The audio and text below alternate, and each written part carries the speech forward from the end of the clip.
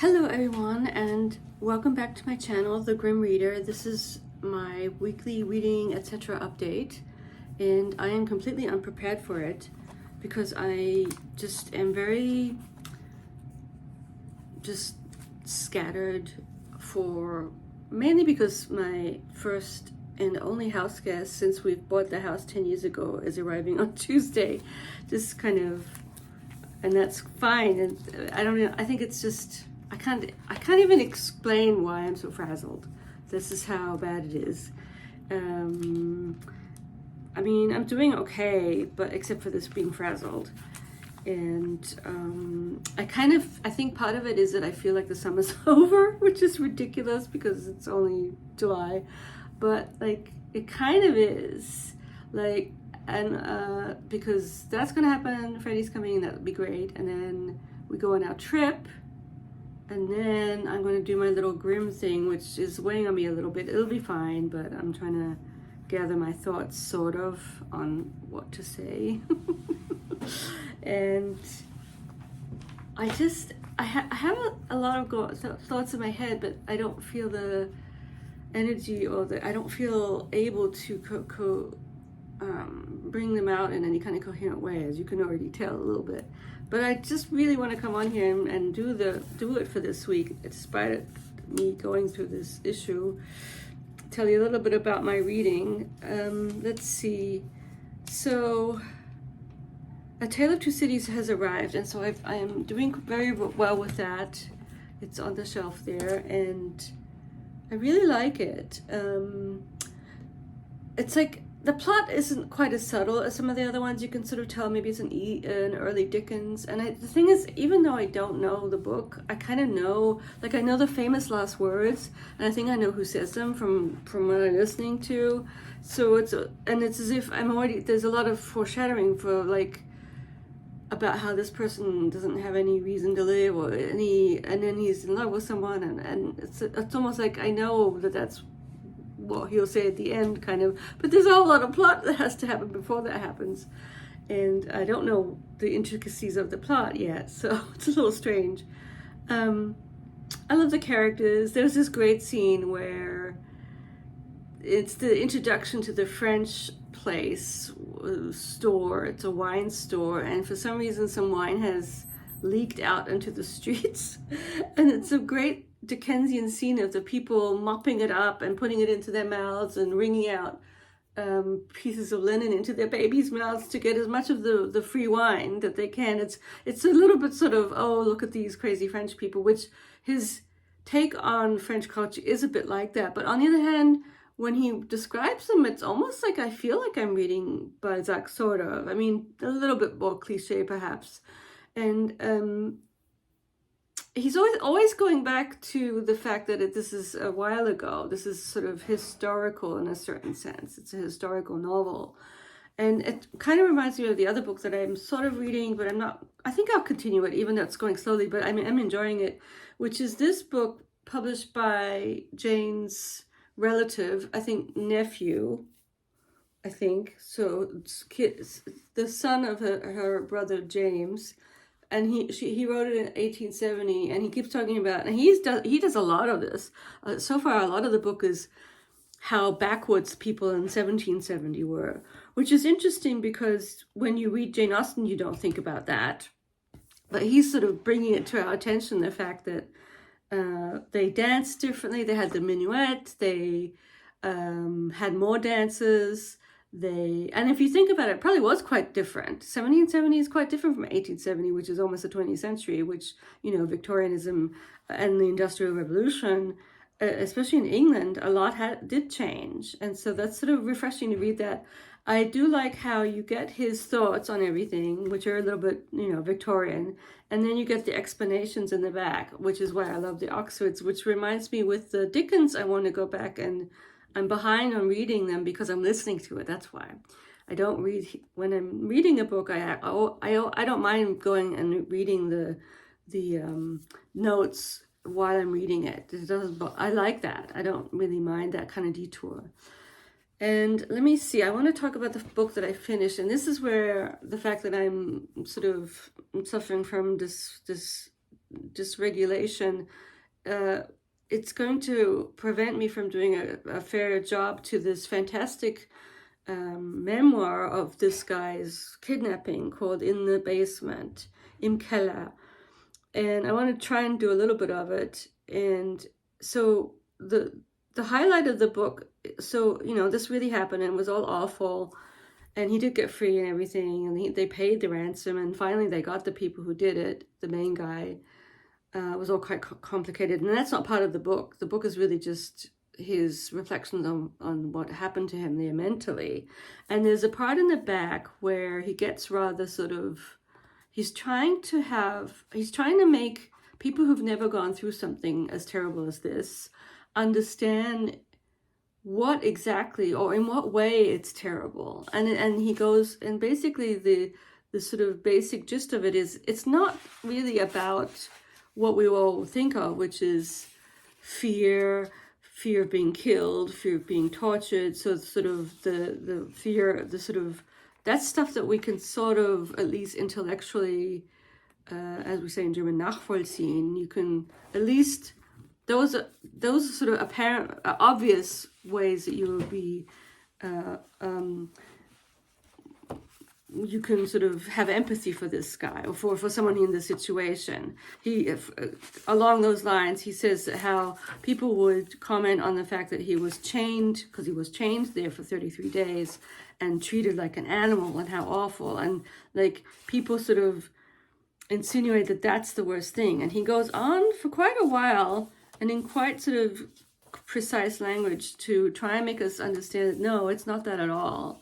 That all of those things you have to bear, and he talks about having to learn fear, learn that kind of stuff, and also all the sort of insulting things they do to him and dehumanizing things. It kicks in the righteous anger type of response, like, or even revenge stuff. You want to fight back, sort of, because of them doing this, obviously, dehumanizing you. But what is fascinating to me is, and I'm trying to find the sections, is how he says things like, if you haven't gone through this, you won't understand. And this all hinges on the reason why he describes the person in the basement as a he, as opposed to I. And it's connected to the fact that his I-ness, his subjectivity was so, what's the word? Not there, basically. There's a sense of, he doesn't really seem to exist, or he feels he doesn't exist anymore as a person, as an individual.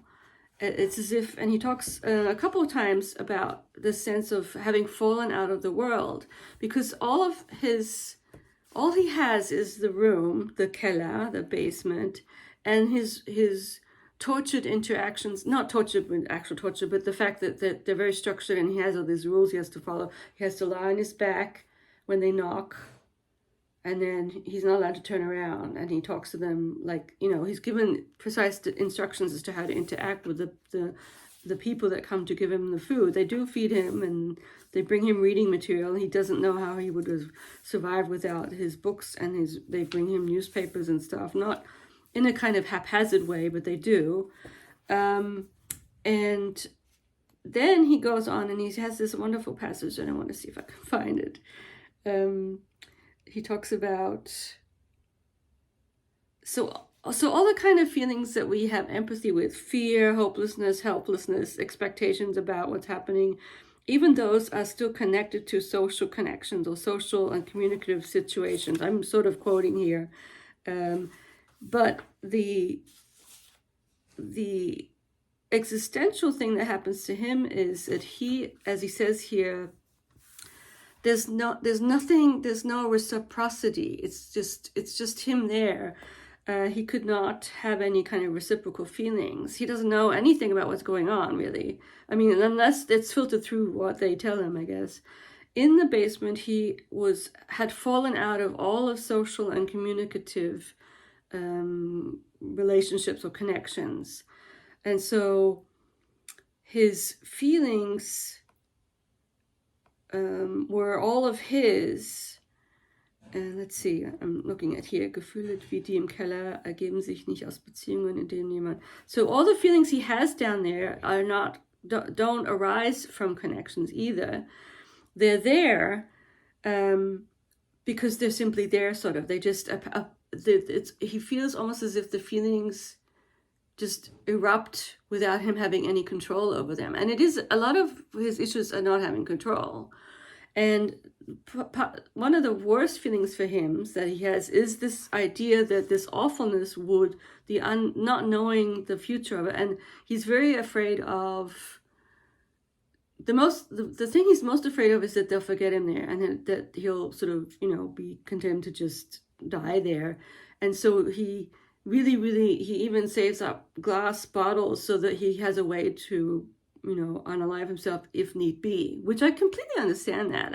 I mean, intellectually, of course, not.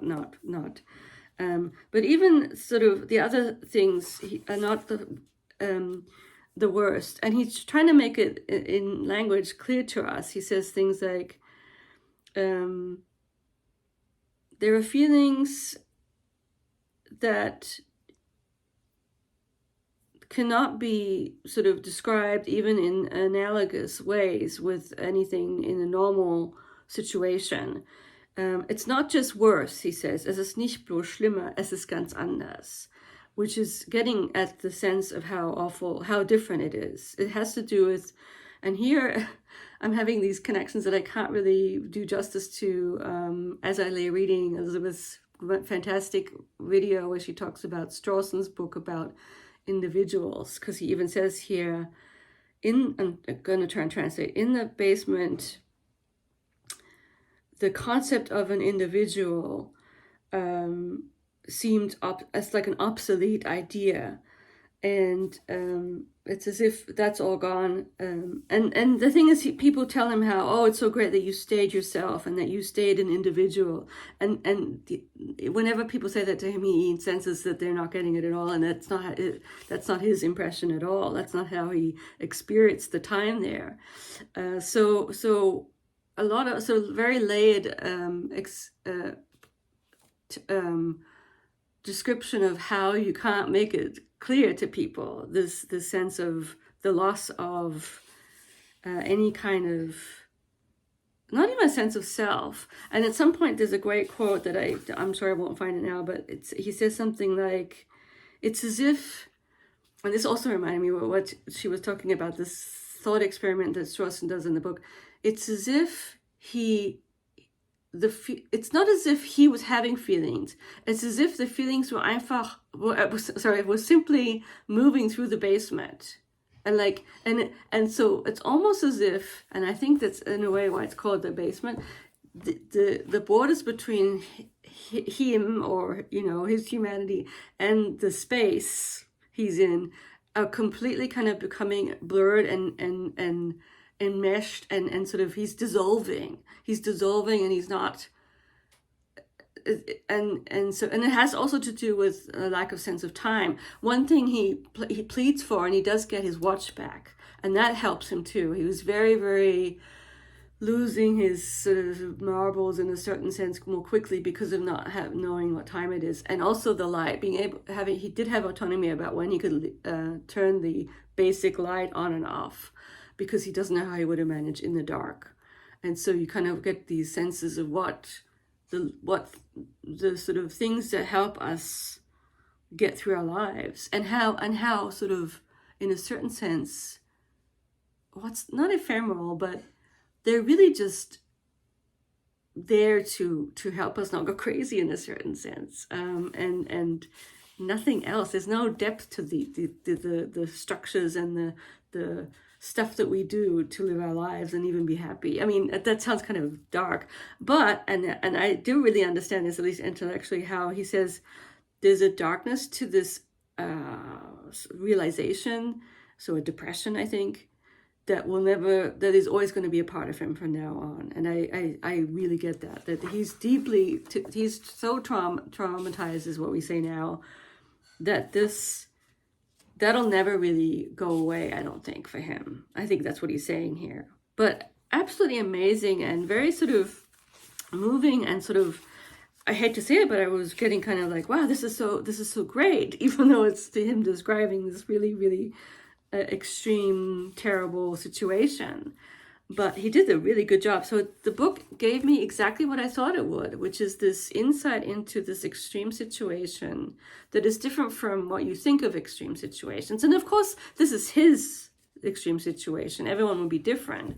But I could sort of really understand the sort of, okay, I have reading, I have light, and then sort of things that gave him. One time he was really, really, whenever he could have control over something about about what's going on, it made him have more hope, or almost feel joy a little bit, like, oh, but it's just an awful situation that you can't really understand unless you're in it. But this was really great.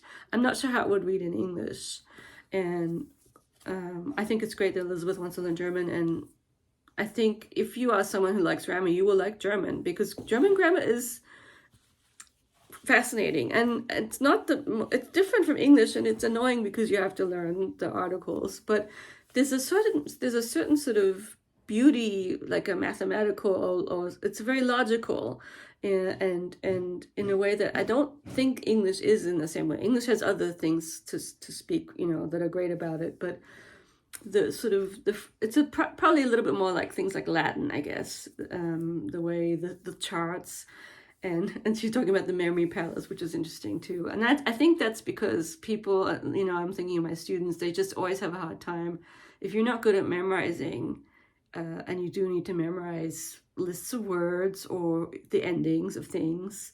It's going to be hard, and there's no getting around that, even though people like to think there is. And of course there is. One way to get around it is just to not care about making mistakes. But at some point, you don't want to make mistakes all the time. I made a lot of mistakes, and I remember my German teacher writing, your content is good, but die formale Menge, the form is lacking. That was always my issue. And then let's see, what else? What else? So yes, this is still going well, but it's slow. I'm reading my German book, but it's such a strange read, the Allegro Past, the new book about this. It's strangely, in German we kind of say seicht. There's no drama, internal drama. It's really just this relationship that's moving forward. And it's quite well written, but it's a strange book. I'll have to see if I keep with it or not. I'm not sure. And then for some reason, I just decided, looking at Renee's talking about Trollope, I'm kind of in the mood for something I know and that I wanted to read for a long time. It really wasn't on the cart, but I quickly put it on the cart and decided I wanted to try and at least start with my last book of the Palaces. And because I know the people, it's like coming home to a comfort read for me. It's called The Duke's Children, and the reason why I put it off was I couldn't listen to it, because this is the reconstructed version, and it's already kind of interesting to read the notes about how even Trollope, or especially Trollope, he kind of forgot about how many kids he gave the family, and he's making mistakes about, or he seems to forget that he has decided to not have one of them, and he's not being very consistent. But since it's such a long time, and I don't really remember the other, and we never really got that much about the kids. Now that in this one they're grown up, the three kids, this is the next generation, so it doesn't really bother me. But it's funny to read how he forgot about this, the stuff that he forget, because it was serialized and he cut a lot, and they've reconstructed the stuff that he cut. And what's interesting is that this is a later one. This is him at the end. It says here, Trollope cut roughly 65,000 words at a vulnerable moment in his career to get the novel published, but concluded rapidly that he had made a grievous error. After painstaking reconstruction by a team of researchers, The Duke's Children, the final book in the Trollope's famed Palaces series, can now be read the way he first intended. It is a masterpiece of Victorian fiction. I'm sure it is, because I love Trollope. If you love Trollope, you will probably love this. It's as if with Trollope, I don't know if there's anyone I haven't liked. There's been a few I've liked slightly less, but all the series ones I've really enjoyed a lot. Yes, I'm looking at all the stuff on my shelf, but I'm not going to worry about them. And I might pick up something else and just have this be a sort of a long-term thing. Of course, I have other long-term reads. Yeah, I think that's all I'm going to do. 20-something minutes, and I had an idea for another video, but I'll see if I ever get inspired to do it based on I've updated my collection of Virago classics and gotten a few more, the women's series. And yeah, I'll do that at some point. I hope everyone's doing well, and I will see you next week. I might do I don't know if I'll do a vlog. I have a feeling I won't. I'll just come back at some point. But yeah, take care everyone, and thanks for watching. Bye.